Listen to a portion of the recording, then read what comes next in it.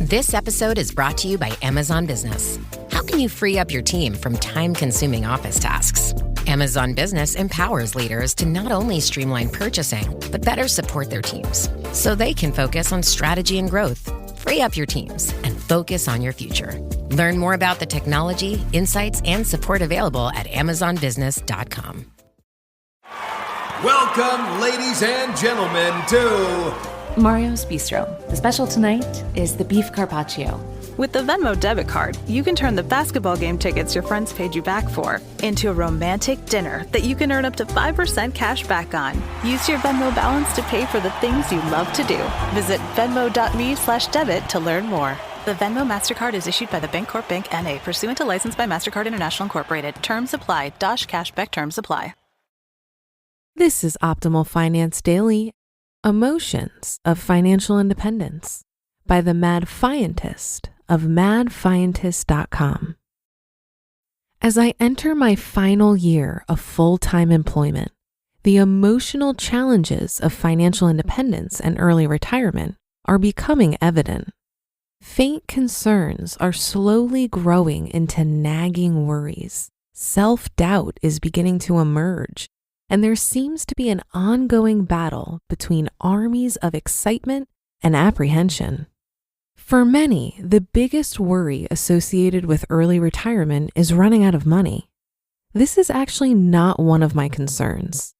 In addition to trusting my investment plan and my math skills, I'm confident I could earn money again someday if necessary. My lifestyle will be flexible enough to handle unexpected circumstances, of which I'm sure there will be many. And my ability to earn income will not drastically decrease after I achieve financial independence. The only one of my concerns that actually deals with money at all is my apprehension about withdrawing from my portfolio. I've spent so many years building up my balances, so the idea of actually taking money out is a bit frightening.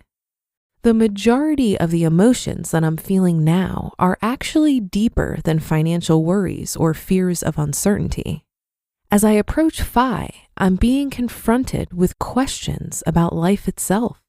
Rather than dive right into something as deep as the meaning of life, let's instead begin this emotional journey up near the surface. What I'm giving up. A question that's been going through my mind recently is whether early retirement will actually make me significantly happier than I am now. I currently have a great paying job that's challenging but not stressful. I live in a nice house in a beautiful part of the country, and I have the time and freedom to pursue other things that interest me. Do I really need 100% freedom? Will I miss the rewards that come from delivering value to an organization bigger than one I could ever build on my own? Procrastination. Going a bit deeper, I'm beginning to wonder whether 100% freedom will actually make me unhappier. I have many lofty creative goals that I haven't been working towards because I figure I'll be able to properly tackle them when I don't have a full-time job to worry about. Deep down, I know that this is really just a form of procrastination and an excuse for putting off difficult tasks. After achieving F.I.R.E, I won't have full-time employment as an excuse anymore. Will I find other ways to procrastinate, or will I finally start pursuing some of my creative goals? If I do start working towards my goals, will I fail? Has my procrastination been a way of keeping my dreams alive, even though, deep down, I realize they're probably not attainable? Legacy. These questions lead into the big question: what do I want to leave behind? I'm starting to wonder whether this question even matters. What's the point of having big goals when I'll no longer need to be productive if I don't want to be? Mike from lackingambition.com wrote a very thought-provoking article titled Purposeless, in which he argues that one endeavor is no more meaningful than any other in the grand scheme of things. So rather than feel compelled to accomplish specific goals, It's reasonable to simply focus on living a life that's as enjoyable as possible.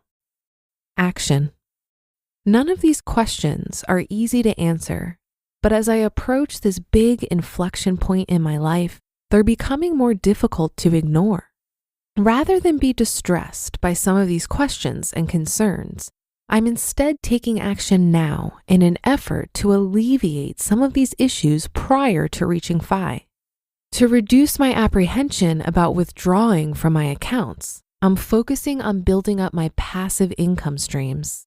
If income-producing assets produce enough cash flow to cover the majority of my expenses, I'll be less worried about slowly drawing down from my accounts when necessary. To handle my worry about what I'm giving up, I've decided to factor the things I like best about my job into the work I'm currently doing on the side.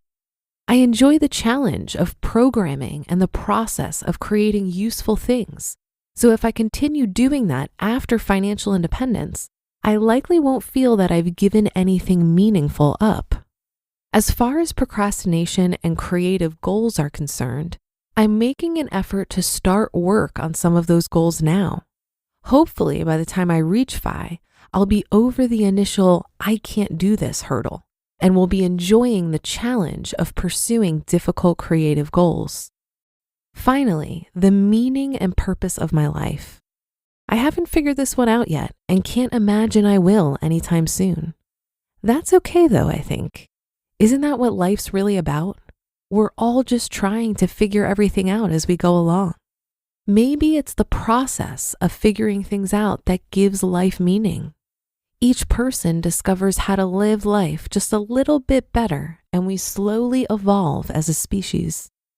Whatever the point is, I agree that making life as enjoyable and interesting as possible is a worthy pursuit. Financial independence isn't the solution to every problem, but it does provide the freedom and flexibility to make changes that improve your life. And for that reason, it's a very worthwhile goal to pursue. You just listened to the post titled Emotions of Financial Independence by the Mad Fientist of madfientist.com. Your data is like gold to hackers. They're selling your passwords, bank details, and private messages. McAfee helps stop them. Secure VPN keeps your online activity private. AI-powered text scam detector spots phishing attempts instantly. And with award-winning antivirus, you get top-tier hacker protection. Plus, you'll get up to $2 million in identity theft coverage, all for just $39.99 for your first year. Visit McAfee.com. Cancel anytime. Terms apply. Eczema isn't always obvious, but it's real. And so is the relief from Ebglyss. After an initial dosing phase of 16 weeks, about 4 in 10 people taking Ebglyss achieved itch relief and clear or almost clear skin. And most of those people maintain skin that's still more clear at 1 year with monthly dosing. Ebglyss, lebrikizumab LBKZ, a 250 milligram per 2 milliliter injection, is a prescription medicine used to treat adults and children 12 years of age and older who weigh at least 88 pounds or 40 kilograms with moderate to severe eczema, also called atopic dermatitis, that is not well controlled with prescription therapies used on the skin or topicals, or who cannot use topical therapies. Ebglyss can be used with or without topical corticosteroids. Don't use if you're allergic to Ebglyss. Allergic reactions can occur that can be severe. Eye problems can occur. Tell your doctor if you have new or worsening eye problems. You should not receive a live vaccine when treated with Ebglyss. Before starting Ebglyss, tell your doctor if you have a parasitic infection. Searching for real relief? Ask your doctor about Ebglyss and visit ebglyss.lilly.com or call 1-800-LILY-RX or 1-800-545-5979. The emotional impact of shifting from wealth accumulation to wealth preservation and drawdown is something that's discussed quite often in the F.I.R.E. community. I think it requires an evolution of one's relationship to money. Is money meant to be accumulated, or is it meant to be spent? I think that it's both. Money is only as valuable as your clarity on how you will use it and your comfort level of how much is enough. You have seasons of life where you accumulate, and then you open up the option of new seasons of your life where you're focused less on accumulation and more on using your money to create a life you love. And most of us will shift back and forth through these seasons many times over the course of our lives. I think one of the dangers of pursuing financial independence is that people think once they reach the finish line, they'll be happier. But of all the people I've met that have retired early, the message is always the same. If you're unhappy before financial independence, you will be unhappy after financial independence as well. The reason is because FI is a circumstance, and happiness comes more from the intentional ways we use our time. Having 25 times your yearly expenses in your investment portfolio won't magically change how you feel about yourself and your life. That's an inside job, my friends. And that will do it for today. Have a great day, and I'll be back here reading to you tomorrow, where your optimal life awaits.